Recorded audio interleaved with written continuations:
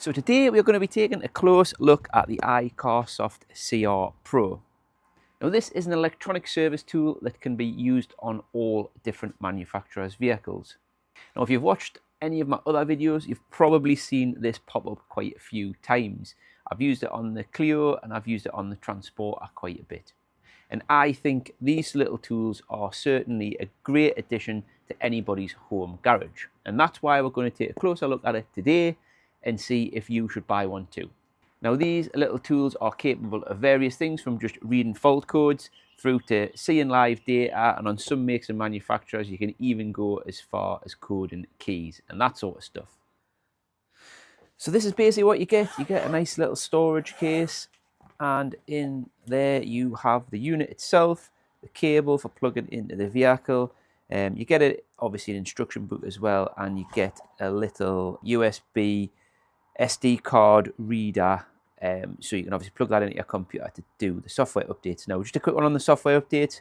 I tried to update the memory card in this by connecting to my MacBook.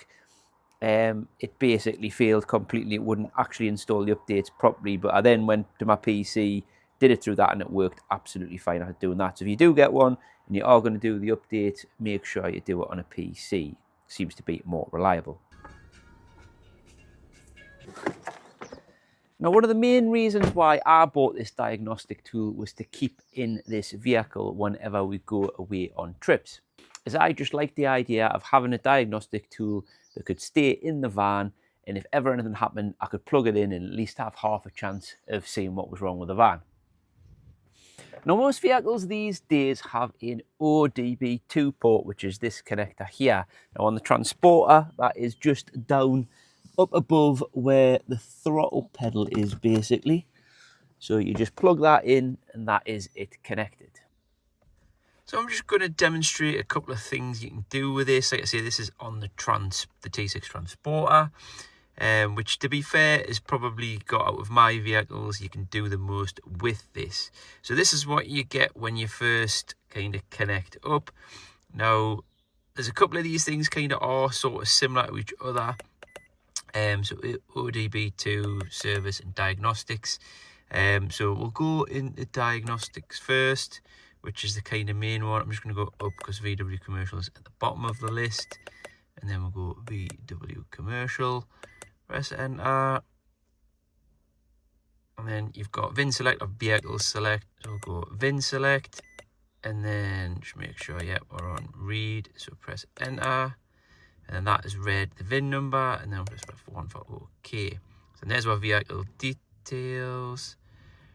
So this is where we are now. So you've got auto scan, so you can do a full auto scan, which we'll go into that, press F1 for OK. Now this will basically scan every controller on the vehicle and let you know if there's any faults.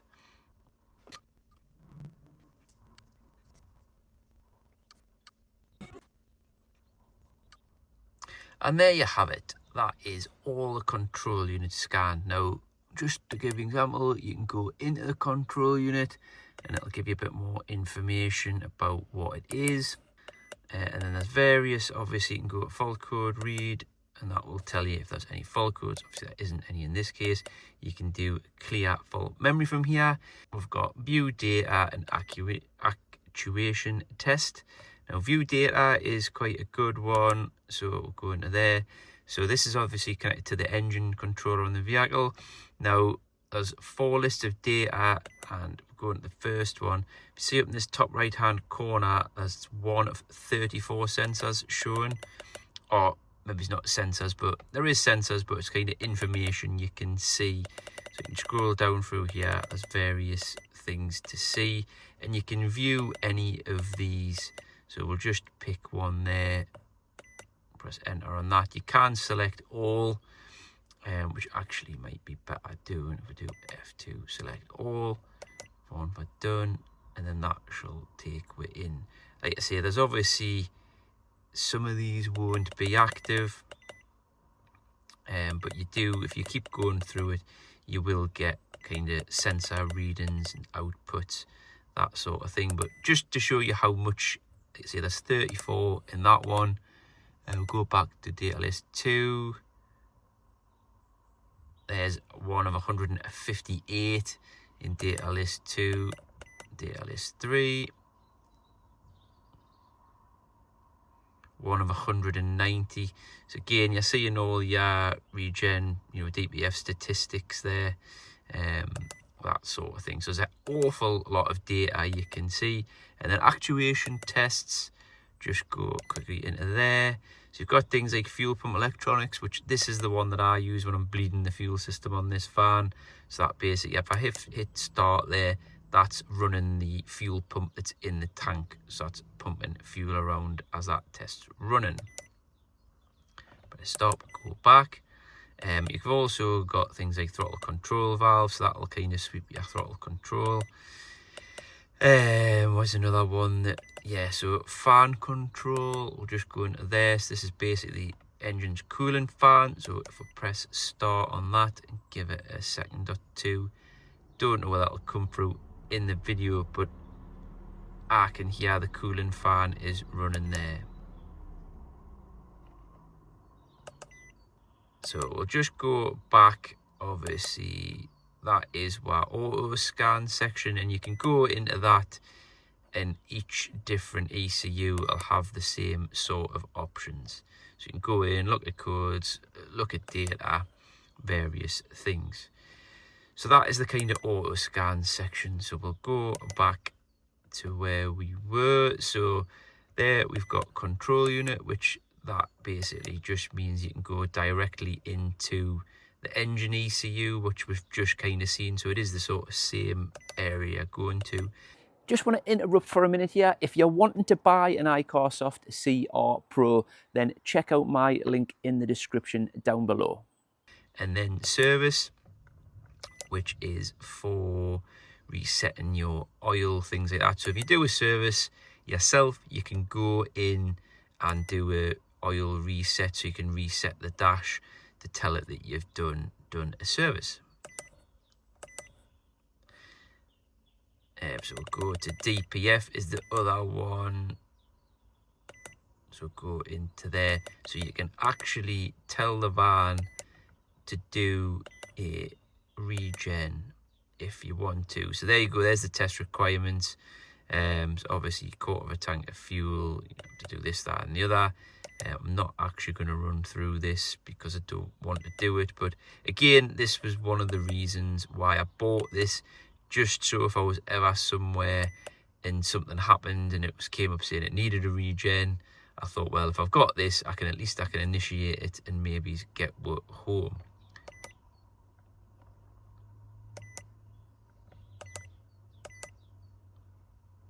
So we'll just come right out of there and go back, right the way back. Like I said at the beginning, that's some of the things on the first page kind of do cross over.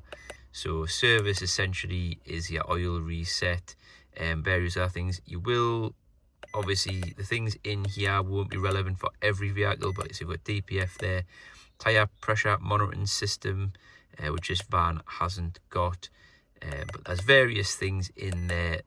What you can do varies on the manufacturer, of course, but that's what's in there. And then the ODB21 I've found kind of is a bit more of a basic version. So like on the Suzuki Swift, for example, there's nothing else works other than that, and that isn't a great lot of information in there, but that's what you kind of get. You can kind of read codes through it, which I think, to be honest, is a more basic code reader than what you would get by going into the other functions. But you can still read codes and clear codes through that section.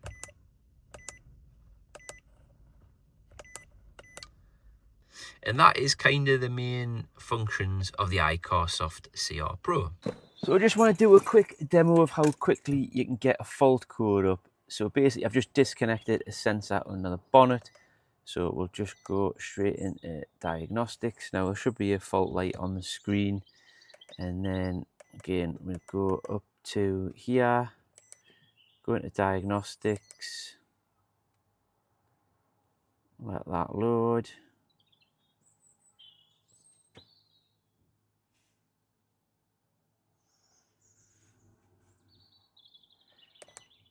Do our VIN read.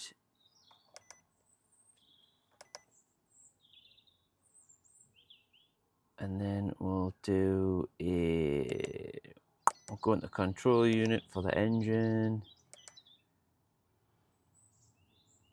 And let it do a fault code read.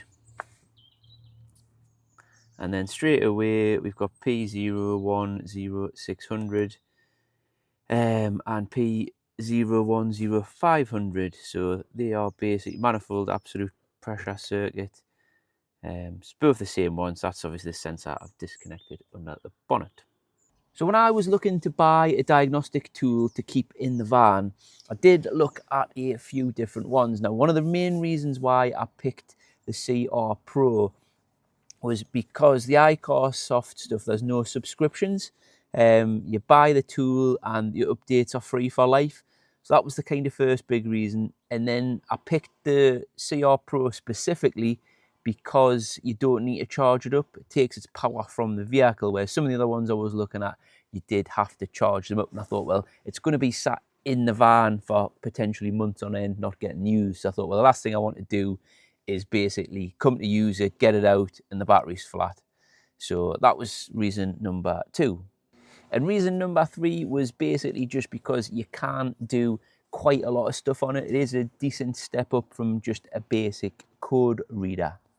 Now, I'm not saying this thing is perfect by any means. Now, a couple of the things that I don't like so much on it is, so the first one is kind of when you go into it, there seems to be the same information in a few different places, and it can be a little confusing. And one of the other things I'm not so keen on is when you go into the kind of sensor menus, so to see the sensor readout, a lot of them, especially on the VW anyway, that kind of, there's hundreds of them, but some of them aren't used, and it's not the easiest to kind of navigate. I mean, some of the kind of proper manufacturer level diagnostic stuff I've seen is obviously a lot easier to use than what this is. But it does give you a lot of information, and you can actually learn a lot through it. And another one would be the updates. And I mean, you get what you pay for, I suppose. At this price point, you can't really expect this, but it would be nice if you could connect it to the internet and it would update itself, as opposed to having to take the memory card out, put it in a computer and update it that way. So who should buy the iCarsoft CR Pro? Well, to be honest, I think anybody like myself that has basically got a few vehicles, you're doing bits of maintenance yourself, you want to learn a bit more about vehicle maintenance, and you just want something to have for doing the basics that will obviously teach you a little bit as well. It's just while I'm sticking this sensor back on that I disconnected before there, I just wanted to mention a couple of real world scenarios where I've used the iCarsoft CR Pro. Obviously on the transporter, it's had an EGR valve, which obviously I used it to diagnose that. This has also had an ABS fault. Now, it turned out to be the back left-hand wheel speed sensor. Again, I used the CR Pro for working out which sensor it was, because the light on the dash doesn't tell you which one it is. There was the fault code, obviously, but you could go into the live data and see the actual wheel speed.